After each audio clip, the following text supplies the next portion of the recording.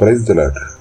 ప్రభు మన రక్షకుడైన యేసుక్రీస్తు వారి అతి పరిశుద్ధమైన నామమున మీ అందరికీ ప్రత్యేకమైన వందనాలు. ఈరోజు మిషనరీ చరిత్ర అనే కార్యక్రమం మరొకసారి మీ మధ్యకు రావడం దేవుడు చూపిన మహాకృప. ఈరోజు మిషనరీ చరిత్రలో ఆంధ్ర క్రైస్తవ సంకీర్తనల పితామహుడు చౌదరి పురుషోత్తమ గారి గురించి తెలుసుకుందాం. ఎవరి చౌదరి పురుషోత్తమ గారు? ఆయన క్రీస్తు కొరకు ఏ విధంగా పనిచేస్తారు అనేటువంటి విషయం తెలుసుకుందాం. మీలో చాలా మందికి ఆంధ్ర క్రైస్తవ కీర్తనల పుస్తకం ఎక్కడి నుంచి వచ్చింది, ఎవరి ద్వారా లిఖించారు అనేటువంటి విషయం చాలా మందికి తెలియదు. ఆంధ్ర క్రైస్తవ కీర్తనల పుస్తకంలో అత్యధికంగా పాటలు రచించినటువంటి వ్యక్తి ఈ చౌదరి పురుషోత్తమ గారు. ఇంకా వీడియోలోకి వెళ్దాం. ఆంధ్ర క్రైస్తవ సంకీర్తన పితామహుడు, ఆయన కవిశేఖరుడు చౌదరి పురుషోత్తమ గారు. ఈయన 1803లో గంజం జిల్లా మదనాపూర్ గ్రామంలో ఆయన జన్మించారు. తల్లిదండ్రులు కూర్మనాథ చౌదరి, సుభద్రాదేవి. ఎంతో భక్తి శ్రద్ధ గల బ్రాహ్మణుల కుటుంబంలో జన్మించినటువంటి వ్యక్తి. అతడు 7 ఏళ్ల వయసులోనే వారికి సంబంధించినటువంటి మంత్రాలను నేర్పించాడు. బాల్యంలో అనేకమైనటువంటి పూజలు, తీర్థయాత్రలతో ఎక్కువ సమయం గడిపేటువంటి వాడు. తన భుజాలమైన వారి యొక్క శంఖ చక్రాలను కూడా కాల్పించుకున్నటువంటి వ్యక్తి.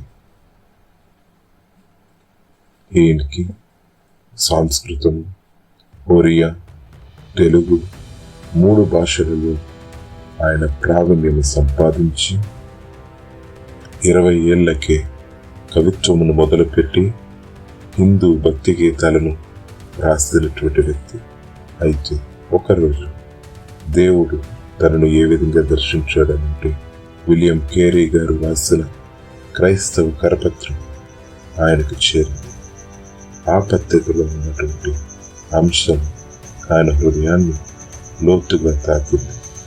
క్రీస్తుని గురించి తెలుసుకోవాలన్న కోరిక అతనిలో కలిగి, ఆ సమయంలో ఆయనకు తెలుగు నూతన నిబంధన గ్రంథము మాత్రమే లభించింది. అయితే ఆ గ్రంథం వాక్యము చదువుతూ ఉన్నప్పుడు పరిశుద్ధాత్ముడు ఆయనకు సత్యమును బయలుపరిచాడు.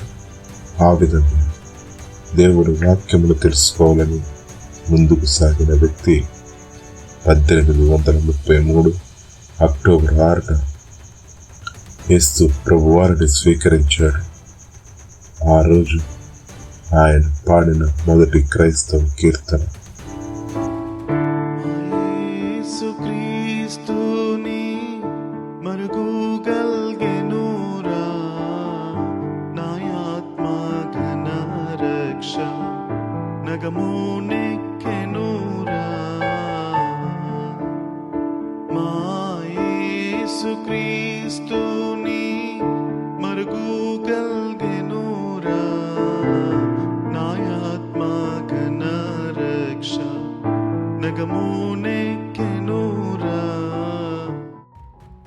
క్రైస్తవులైనందుకు ఆయన కుటుంబం, సమాజం ఆయనను తీవ్రంగా వ్యతిరేకించి, నిందించి, హేళన చేసి, చులకనగా చూసి కుటుంబం నుంచి వెలివేసే స్థితి చేరింది.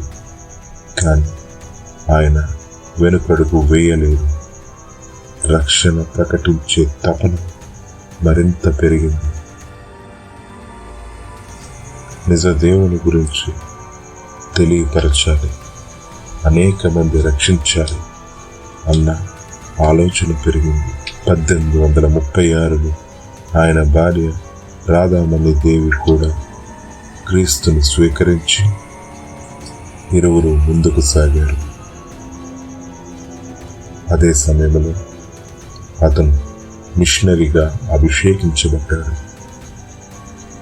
వేల కొలది మైళ్ళ దూరం కాలినడకను తిరిగి ప్రభు సువార్తను ప్రతి ఒక్కరికి ప్రకటించి ఈయన రాసిన కీర్తనలు అనేక మందికి నేర్పించి ప్రభువులో బలపరిచి ప్రతి గ్రామము వాడ తిరిగి దేవుని సువార్తను ప్రకటించినటువంటి వ్యక్తి ఈ చౌదరి పురుషోత్తమ గారు. అన్యజన కుటుంబంలో నుండి దేవుడు ఎన్నుకున్న గొప్ప దైవ సేవకుడు. ఆయన 130 పైగా ఆత్మీయ కీర్తనలు రచించినటువంటి వ్యక్తి. అందులో ముఖ్యమైన కొన్ని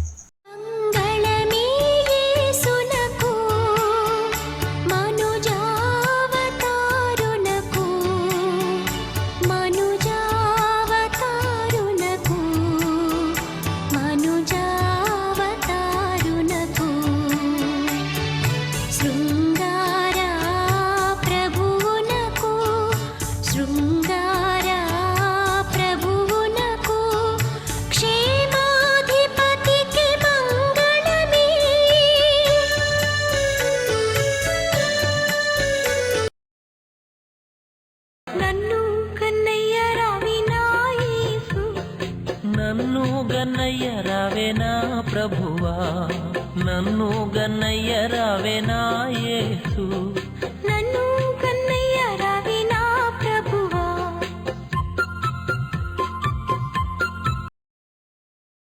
రాహిమాం క్రీస్తునాథ దయ చూడరావే,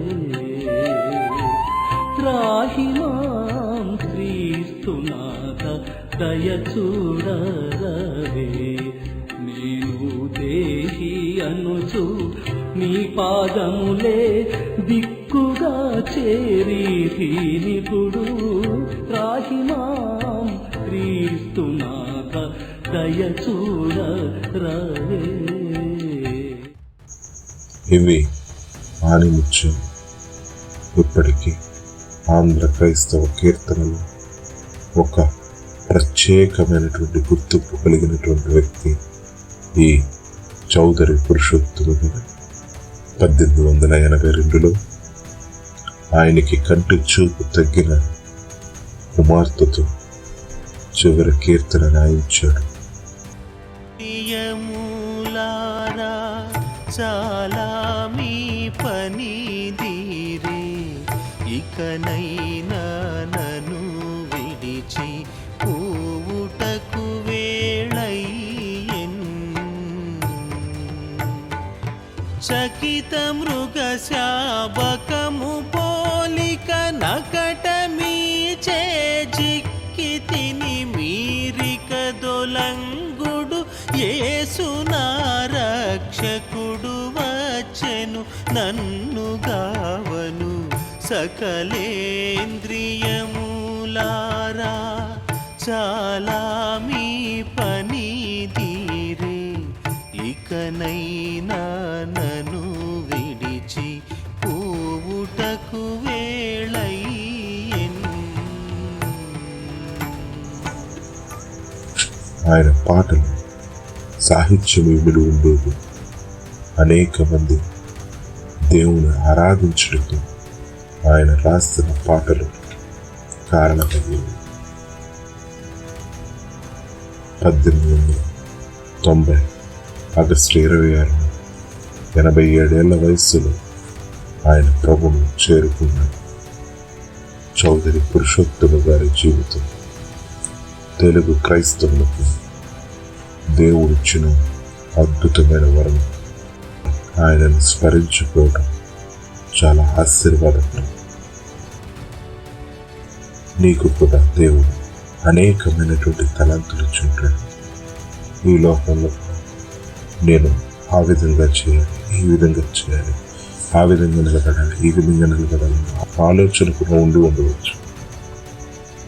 అయితే ఈ పురుషోత్తమ గారి జీవితం మీరు జ్ఞాపకం చేసుకుంటే ఆయన చిన్న వయస్సులోనే భక్తి గీతాలను రాసే కృప దేవుడు అనుగ్రహించాడు. ఆ భక్తి గీతాలు యేసు ప్రభువారి కొరకు రాయడానికి ఇంచుమించు 130 కీర్తనలు పైగా ఆయన రచించి ఆంధ్ర క్రైస్తవ కీర్తనలు ఆ పుస్తకాలను ముద్రించారు. ఇప్పటికీ అనేక మంది ఆ పాటలు పాడి దేవుని నామమును మహిమపరుస్తూ ఉంటారు. గమనించు, ఎక్కడో పుట్టినటువంటి వ్యక్తి దేవుడు ఎంతలా వాడుకున్నాడు. ఈ వీడియో చూస్తున్న నిన్ను కూడా దేవుడు అదే విధంగా వాడుకుంటాడు. కాబట్టి నీ తలంతులు దేవుని కొరకు ఉపయోగించు. ఖచ్చితంగా నీ ద్వారా అనేక మందిని దేవుడు బలపరుస్తుంది. దేవుడు మిమ్మల్ని బహుగా దీవించి ఆశీర్వదించును గాక. ఆమేన్.